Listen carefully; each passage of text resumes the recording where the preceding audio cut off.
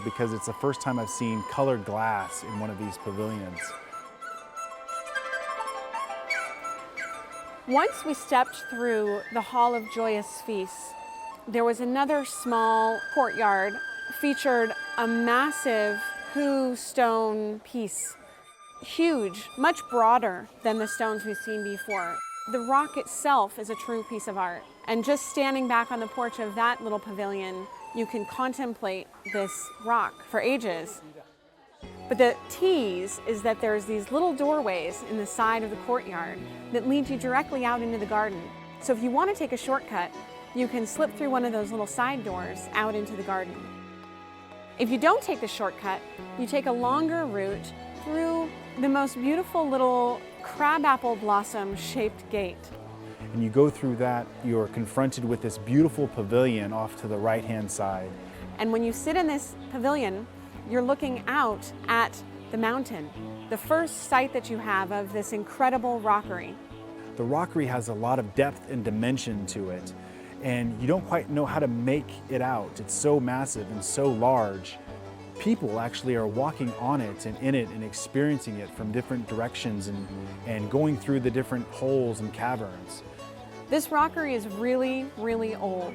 When the cathedrals in France were being built, Buddhist monks were assembling the rocks in this garden, carefully, piece by piece. They were rebuilding a garden that had been destroyed before, even earlier. And so we spent some time walking through that and sort of exploring how that space unveils itself. And you get to a certain point and you link up with a covered courtyard which takes you to the expansive garden that you see behind me. It's a pond with wonderful lotus plants in it and vistas of the rockery and the landscape. The landscape is surrounded by a covered walkway with great pavilions and great vistas. I'm approaching the Lion's Peak, which sits atop the highest point of this wonderful rockery. The Lion's Peak dates back to the Yuan Dynasty. It's an amazing labyrinth of twists and turns and caves and caverns. If you were a child, you would love this place. You could get lost forever and you feel like you're on planet Dr. Seuss. The Lion Grove gets its name from the upright Hu stones along the top of the rockery. They resemble kind of abstract lions, you know. At the end of the garden is this cement boat. It's quite whimsical. It's sort of a folly in the garden. One of the most renowned emperors in China, Qianlong of the Qing dynasty, used to love to visit this garden. He would sit up in the pavilion of true charm, and look out across the lake at the lotus blossoms. This rockery is one of the most famous in China. He loved this garden so much, he went and repeated it up north a couple more times, building new gardens up there that resembled the rockery down here. This garden contains some incredibly ancient trees. The ginkgo tree over here is 600 years old. It was quite an interesting day exploring the rockery and seeing how it meant to be in this space and to confront all of these different spaces. If the way through the garden is to keep going forward, to keep exploring, there's always more to discover. You never know what you're going to see around the next corner. This garden was owned by the family of IMP, who restored it in 1926. Later, in 1954, they gave it to the Republic of China. Later this week, we'll get to visit the Suzhou Museum, which was designed by IMP.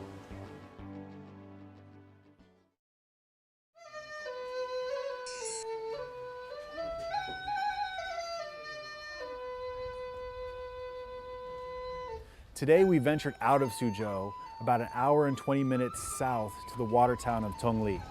Tongli has been a prosperous town for over 1,000 years. We started off our day walking through the old town. We walked over one of the 49 ancient bridges in this town. The town is broken up by 15 different rivers, so everywhere you look, there's an ancient bridge. We were able to see craftsmen working on their trade. We saw a painter painting landscape paintings of bridges. Then as we walked further down the alley, we found a tailor who was making clothes in traditional ways. We walked through a little bit and saw this cotton candy maker who was making a ball of cotton candy for Kelly. There was a silk maker who was making a comforter, pulling the silk by hand. We came across a craftsman making this beautiful comb out of this horn. We also saw a guy making candy where he was actually stretching it, making candy by hand, pulling and twisting and turning, and he's singing the whole time. It was just wonderful.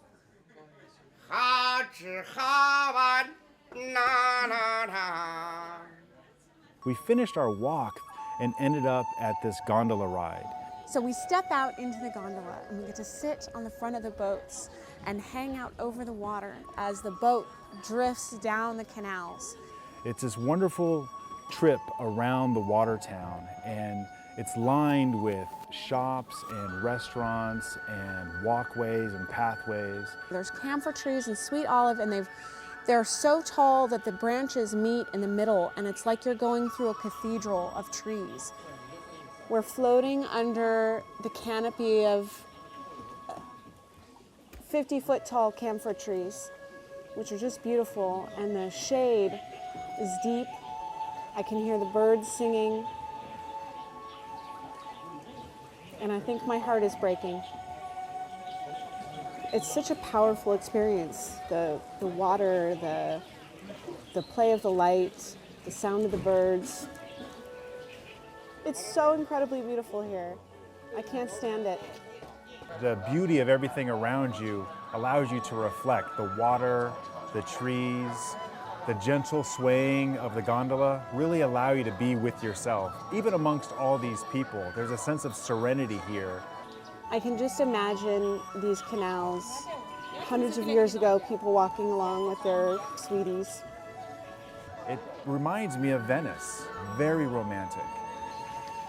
It just feels so ancient. It's so peaceful. And as a designer, we try to replicate this type of feel and look to create this charming location or charming vista. And this being so natural and so authentic really strikes me. I think I want the boat to go as slowly as possible so I can take as much time to enjoy the canal as I can.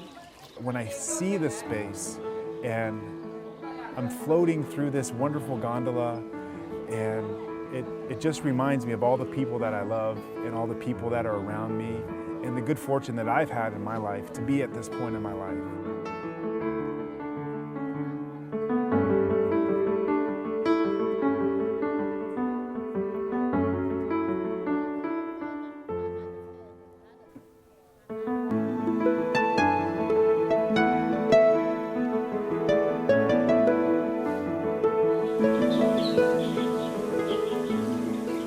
I just want to enjoy this.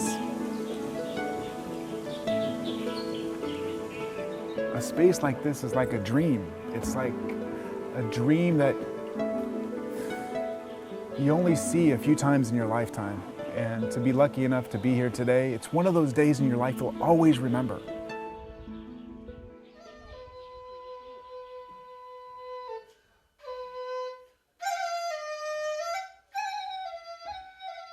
One of the most important gardens in this area was The Garden of Retreat and Reflection. built by a man named Ren Lengsheng. This garden is the youngest garden that we'll see on our trip. It is only 135 years old. Such a baby, right? When you first enter the residence, you enter through the Sedan chair hall, which is essentially like their garage. Then you step into another courtyard With beautiful bonsai trees. and into the tea hall. The tea hall is where Ren Lengsheng would have received all of his intimate friends and visitors.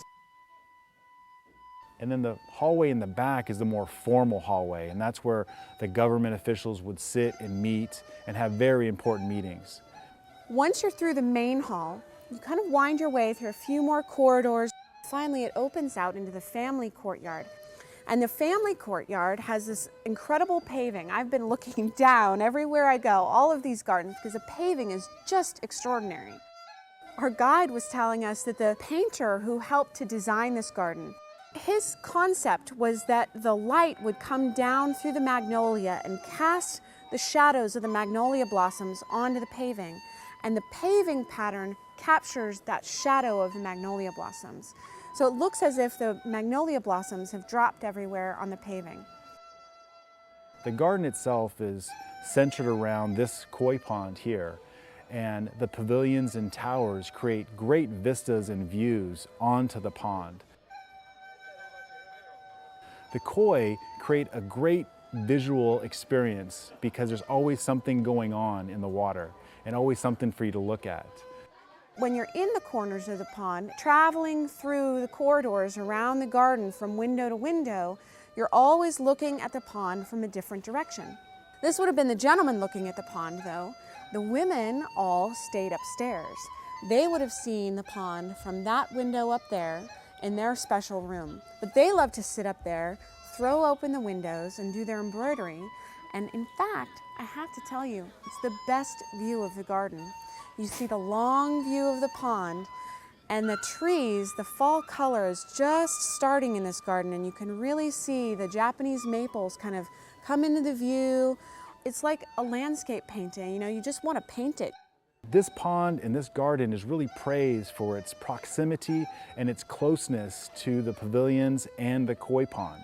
And so as you walk through the spaces, you're allowed to pause and reflect at each of the different locations. And really what it's telling you is to slow down and enjoy the moment. There are windows with no glass in them where you just look through. It's kind of like ancient TV. Like every time you look at this window, it's different depending on the season.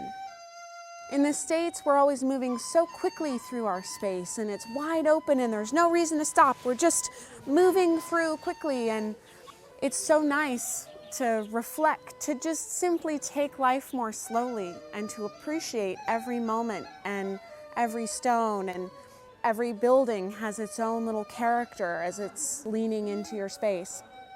It just makes it wonderful and charming to walk along and enjoy the time of your life.